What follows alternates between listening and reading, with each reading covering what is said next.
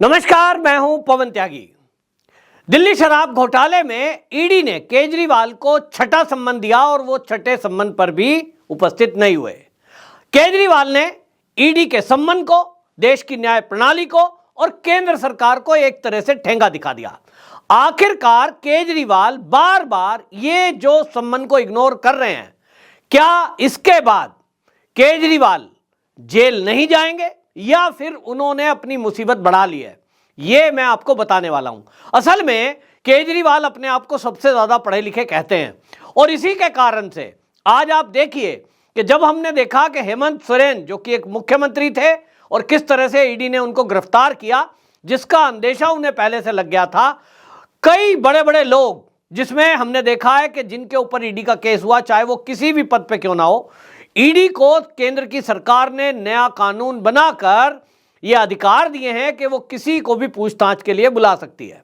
लेकिन केजरीवाल लगातार ईडी के सम्मन पर सवाल उठा रहे हैं और हर बार कह देते हैं कि ईडी ये पहले बताए कि उन्हें किस अधिकार से बुलाया जा रहा है।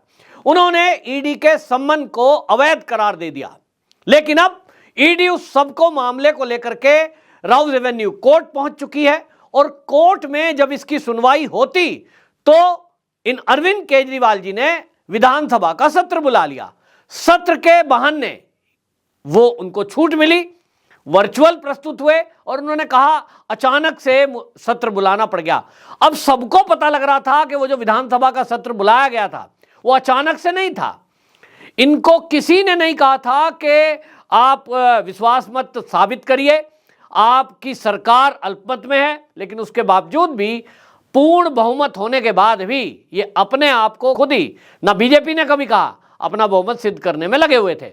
यानी सबको साफ दिखाई दे रहा था कि अरविंद केजरीवाल बड़ी चालाकी से, होशियारी से ईडी के सम्मन के साथ खिलवाड़ कर रहे हैं। लेकिन ईडी के जो सूत्र हैं वो कह रहे हैं कि जिस तरह से अरविंद केजरीवाल पहले ईडी के सम्मनों को अवैध बता रहे थे और जब कोर्ट ने आदेश दे दिया कि अब कोर्ट में प्रस्तुत होइए, क्योंकि पीएमएलए की धारा 50 ये कहती है कि ईडी किसी को भी पूछताछ के लिए बुला सकती है और आपने ईडी के सम्मन पर ना जाकर एक अपने आप में अपराध कर दिया है। जो केस शराब घोटाले का चल रहा है उसमें हो सकता था आपको पूछताछ करके ईडी छोड़ देती, लेकिन आपने ईडी के सम्मन को अवैध बताकर जो नहीं पहुंचे हैं, ये अपने आप में एक अपराध है, ऐसा कहना है। और इसमें आपको बताएं, ईडी की धारा 19 ये कहती है और इसके जो इस धारा का मतलब है कि अगर कोई जांच में सहयोग नहीं करता है तो उसके खिलाफ अभियोग दर्ज होता है और ये अपने आप में एक अपराध माना जाता है। तो केजरीवाल शराब घोटाले में फंसे हैं कि नहीं, वो तो बाद की बात हो गई है। अब ये हो गया कि ईडी के सम्मनों को अवैध बताना, 6 सम्मन पर ना आना, अपने आप में एक और केस खड़ा हो गया है। ईडी के सूत्र बार बार ये कह रहे हैं कि देखिए, अगर अरविंद केजरीवाल जी को ये पता था कि भाई मैं सम्मन पर नहीं जाऊंगा, मैं उसको अवैध बता दूंगा, तो मेरा कुछ नहीं बिगड़ेगा और ईडी गिरफ्तार नहीं करेगी। हम कोर्ट में कहेंगे कि ईडी का सम्मन अवैध है। तो मेरा एक सवाल है कि भाई केजरीवाल जी, अगर आपके किसी वकील ने आपको यह सलाह दी थी कि ईडी आपको सम्मन पे सम्मन भेजे और आप सम्मन को अवैध बता दो, सम्मन पर उपस्थित मत हो, जांच में सहयोग मत करो, आपका कुछ नहीं बिगड़ेगा। कभी सत्र बुला लेना, कभी आप अपना चुनाव प्रचार की बात कर देना, कभी आप अपना बीमारी की बात कर देना, कभी कहीं मैं बिजी हूं ये जवाब दे देना। तो सवाल ये उठ रहा है कि जो दिल्ली के डिप्टी सीएम थे मनीष सिसोदिया और केजरीवाल के खासम खास अन्ना हजारे के आंदोलन के पुराने साथी और सत्येंद्र जैन, इन दोनों को जब ईडी ने सम्मन दिया था तो आम आदमी पार्टी के लेफ्ट एंड राइट हैं। तीसरे हो गए संजय सिंह, भाई ये तो कहते हैं मेरा भाई जैसा है और वाकई में संजय सिंह भी शुरू से इनके आंदोलन में साथ रहे हैं। सांसद है, जो फॉर्मूला अरविंद केजरीवाल अपने बचने के लिए लगा रहे हैं और ईडी गिरफ्तार के लिए सम्मन भेज रही है और वो उपस्थित नहीं हो रहे हैं, ईडी उसके बावजूद भी गिरफ्तार नहीं कर रही है, ये फॉर्मूला, ये वकीलों की सलाह, ये दिमाग इन्होंने संजय सिंह और मनीष सिसोदिया, सत्येंद्र जैन के बारे में क्यों नहीं लगाया? इससे एक बात मुझे लग रही है, कुछ लोग जो अरविंद केजरीवाल जी के इस संगठन में आंदोलन के समय से जुड़े रहे, उनमें से कुछ लोग ये कह रहे हैं भाई हमारा नाम तो लेना नहीं है, पर हम ये कह रहे हैं कि अरविंद केजरीवाल की एक आदत देखिए, जब से ये दिल्ली में सरकार बनी है उसके बाद से इन्होंने तय कर लिया कि जो भी इनको तेज तर्रार सा आदमी दिखाई दे रहा है कि ये मेरी काट कर सकता है, ये मुझसे आगे बढ़ सकता है, इन्होंने उनको साइड कर दिया। आप देखिए अश्वनी उपाध्याय, सुप्रीम कोर्ट के जाने माने वकील और आईपीएल मैन उनको कहा जाता है, देश हित की कितनी सारी याचिकाएं उन्होंने कोर्ट में लगाई हैं। सोचिए अगर वो आम आदमी पार्टी में आज होते तो जनता ये कहती कि भाई ऐसा ही आदमी सीएम होना चाहिए। इनको ये पता था कि ये बंदा जो देश हित में सुप्रीम कोर्ट में इतनी पीआईएल लगा रहा है, अगर ये आगे रहा तो केजरीवाल को पढ़ा लिखा कौन कहेगा, कहेंगे भाई यही आदमी होना चाहिए, ये तो बहुत अच्छा है, देशभक्ति की बात भी कर रहा है, ये सनातनी की बात भी कर रहा है। तो उनको साइड कर दिया, चलो भाई ऐसा माहौल क्रिएट कर दो बाहर पहुंच जाएं। प्रशांत भूषण आपने देखा आउट कर दिए। आशुतोष पत्रकार है, बहुत अच्छे वक्ता हैं, और चाहे कुछ भी है आप उनको कुछ भी कहेंगे कि वो सनातनियों को फेवर नहीं करते या बाकी चीज़ें, लेकिन अगर मैं कंपैरिजन करूं केजरीवाल से तो उनकी फैन फॉलोइंग केजरीवाल से कहीं ज़्यादा है। एक पत्रकार होने के कारण जो उनका आप असर देखेंगे, कम से कम लोग ये कहते हैं भाई आशुतोष आंदोलन के समय से जुड़े रहे, अन्ना हजारे के समय से, भाई उनको सांसद तो बनवा ही दो, तो सांसद बन जाए। एक पत्रकार था, वक्ता अच्छे हैं, तो कहीं ना कहीं आगे निकलते दिखाई देते। साइड उससे भी ज्यादा आप देखिए, एक प्रसिद्ध चेहरा है कुमार विश्वास। कुमार विश्वास की आज फैन फॉलोइंग मिलियंस में है, लोग राम कथा सुनते हैं, फिर भी राम कथा सुनाते। और ऐसा व्यक्ति यदि आम आदमी पार्टी में होता तो सोचिए, सब कहते भैया पार्टी का संयोजक तो यही होना चाहिए कुमार विश्वास को, और सीएम भी उन्हीं को होना चाहिए, क्योंकि दिल्ली में युवाओं की पसंद है वो, बल्कि देश में पसंद है, दुनिया में पसंद है। अरविंद केजरीवाल जी को लग गया होगा कहीं तुमसे आगे ना निकल जाए, कहता भैया साइड करो इसको, और इस तरह से एक एक करके उन लोगों को साइड कर दिया जो अन्ना हजारे के आंदोलन के समय से अरविंद केजरीवाल के साथ खड़े थे, और कहीं इन्हें लग रहा था कि ये रेस में तुमसे आगे निकल जाएंगे लोकप्रियता में। मुझे लग रहा है, मुझे कंफर्म नहीं है, लेकिन मेरा मन कह रहा, क्योंकि उस आंदोलन में मैं भी था शुरुआती दिनों में, जब रामलीला मैदान में चल रहा था, हमने पैसे भी दिए थे, सहयोग भी करा तन मन धन से, और उस समय लग रहा था कि देश की राजनीति बदलने में के लिए वाकई में इन राजनीतिक लोगों के खिलाफ कुछ हो, ऐसा कुछ होना चाहिए। और जब लोकपाल बिल की बात आई तो समझ में आती थी कि हाँ यार, देश का प्रधानमंत्री, देश का गृह मंत्री, कोई मंत्री, मुख्यमंत्री अगर भ्रष्टाचार करे, इनको तो सजा दिलाने के लिए कोई कानून ही नहीं है। तो लोकपाल बिल समझ में आता था, और इसलिए जो उस मुद्दे को उठा रहा है वो अरविंद केजरीवाल पढ़ा लिखा भी है, भाई ऐसे व्यक्ति को आगे आना चाहिए, अगर कोई ऐसा आदमी है वो तो देश दिशा और दशा दोनों बदल देगा। उम्मीद लगी थी, लेकिन आज देखिए इन्होंने एक एक करके अपने सारे लोगों को साइड कर दिया।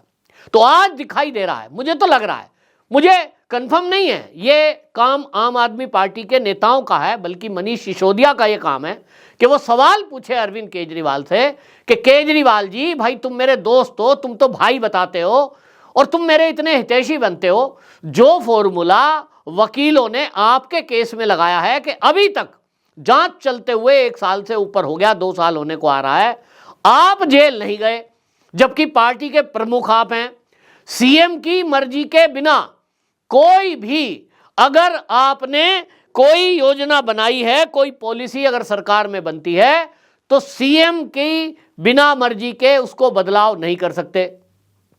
दूसरा, जो चुनाव में पैसा खर्च हुआ वो कैबिनेट का अप्रूवल, वो भी भाई कैबिनेट के अप्रूवल के बिना हो नहीं सकता कोई भी इस तरह का प्रस्ताव यदि था तो। उसका कैबिनेट के हेड कौन है? मुख्यमंत्री। चुनाव में पैसा खर्च हुआ है, ये ईडी के सूत्र कह रहे हैं, उनके पास सबूत है कि जो शराब घोटाला है उसका पैसा चुनाव में खर्च हुआ, और उसका हेड कौन है? पार्टी का, पार्टी के संयोजक है अरविंद केजरीवाल। 3 किस्से हैं, और अब तो ईडी के सम्मन पर सम्मन और उनको इग्नोर करना। उसके बावजूद भी अरविंद केजरीवाल जेल में नहीं गए हैं। डिप्टी सीएम जेल जा सकता है, मंत्री जेल जा सकते हैं, सांसद जेल जा सकते हैं, लेकिन आम आदमी पार्टी के केजरीवाल जेल नहीं जाएंगे। उनको ईडी कितने ही सम्मन भेज ले वो नहीं जाएंगे, और ईडी उनको जबरदस्ती उठा के नहीं ले जाएगी हेमंत सोरेन की तरह। तो फिर ये जो फॉर्मूला है, ये जो दिमाग है, ये इन्होंने मनीष सिसोदिया को क्यों नहीं दिया, संजय सिंह को क्यों नहीं बताया, और सत्येंद्र जैन पे क्यों नहीं अप्लाई किया? उनको भी इसी तरह वकील खड़ा कर देते और उनके वकीलों के द्वारा भी इसी तरह का आंसर दिलवा देते। भाई वकील तो उनके भी इसी तरह हो सकते हैं, जिम्मेदारी है आपकी, अगर आपके भाई हैं, वो भाई जैसे हैं। तो क्या कारण है कि अरविंद केजरीवाल जी ने उनको तो जेल में जाने दिया, बल्कि मनीष सिसोदिया का तो बंगला भी तुरंत ही खाली करवा दिया। जैसे ही जेल गए उन्होंने कहा भाई घर खाली करो। तो ये ज्ञान जो है उन्होंने अपने इन राइट और लेफ्ट हैंड को क्यों नहीं दिया, एक सवाल। दूसरा सवाल, अरविंद केजरीवाल जी, अगर आपको यह लग रहा है कि ये सारे आरोप फर्जी हैं, घोटाला कुछ हुआ नहीं है, तब एक फ्रेश एप्लीकेशन आपने सुप्रीम कोर्ट में आज तक क्यों नहीं डाली कि ईडी का दुरुपयोग करके केंद्र सरकार हमारी सरकार गिनाना चाहती है, हमें बदनाम कर रही है, हमारे 2-2, 3-3 राजनीतिक दल के नेता, हमारी पार्टी के वरिष्ठ नेता जिनकी पार्टी को जरूरत है, उनको जेल में डाला हुआ है। ईडी के अधिकारियों को तत्काल सुप्रीम कोर्ट संज्ञान दे और ये जो अधिकारी हैं फर्जी केस लगाने वाले, इनको जेल में डाले। सुप्रीम कोर्ट में आप जाते और सुप्रीम कोर्ट में अलग से एक एप्लीकेशन केजरीवाल जी को डालनी चाहिए थी, पार्टी के संयोजक के नाते, मुख्यमंत्री के नाते, कि भाई हमारी सरकार के मंत्री, इनको उठाकर जेल में डाल दिया, डिप्टी सीएम को जेल में डाल दिया, तत्काल ईडी के अधिकारियों को नोटिस जारी करो और इनको रिहा करो। लेकिन अरविंद केजरीवाल जी ऐसा कुछ नहीं कर रहे हैं।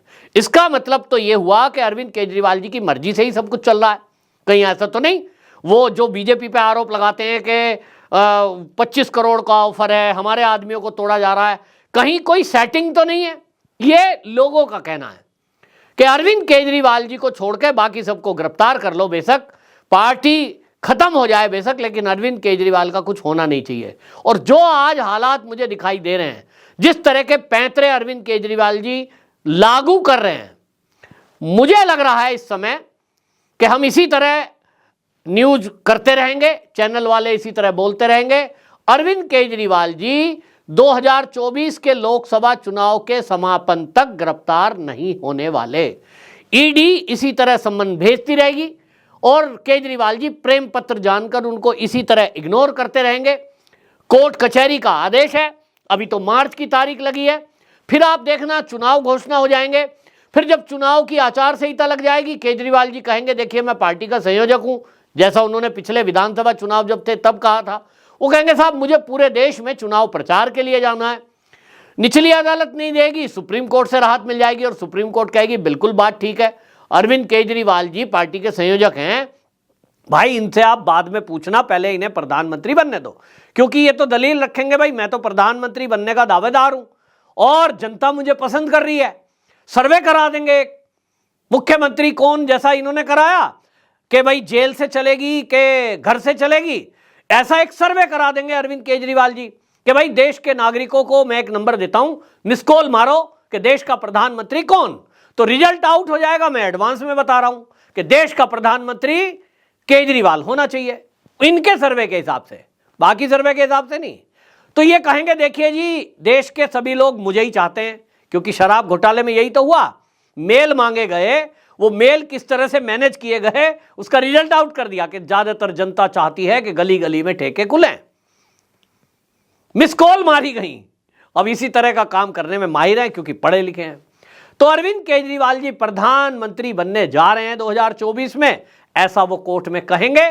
और आप ये भी देखेंगे कि कोर्ट में इतने दयालु जज साहब हैं कि वो ये देखेंगे हाँ भाई एक आदमी होनहार है, पढ़ा लिखा है, और मोदी जी को तो उन्होंने कह ही दिया है अनपढ़ राजा, तो वो अनपढ़ राजा है। तो पढ़ा लिखा व्यक्ति अगर प्रधानमंत्री बन रहा है, उसके बीच में रोड़ा बने हुए लोग हैं, इन्हें साइड करो, और वो कहेंगे ईडी जरा थोड़े दिन रुक जाओ और इनको प्रधानमंत्री बनने देते हैं, शराब घोटाले की जांच बाद में शुरू करेंगे। तो आपको, मुझे जो लग रहा है, ये मेरी अपनी व्यक्तिगत राय है कि अरविंद केजरीवाल अप्रैल महीने तक, जब तक देश का नया प्रधानमंत्री नहीं बन जाएगा, ये बात अलग है कि सारे सर्वे कह रहे हैं कि मोदी जी ही प्रधानमंत्री बनने जा रहे हैं, लेकिन केजरीवाल जी तीसरी बार पीएम मोदी जब शपथ ले लेंगे उसके बाद ही गिरफ्तार होंगे, ऐसा मुझे दिखाई देता है।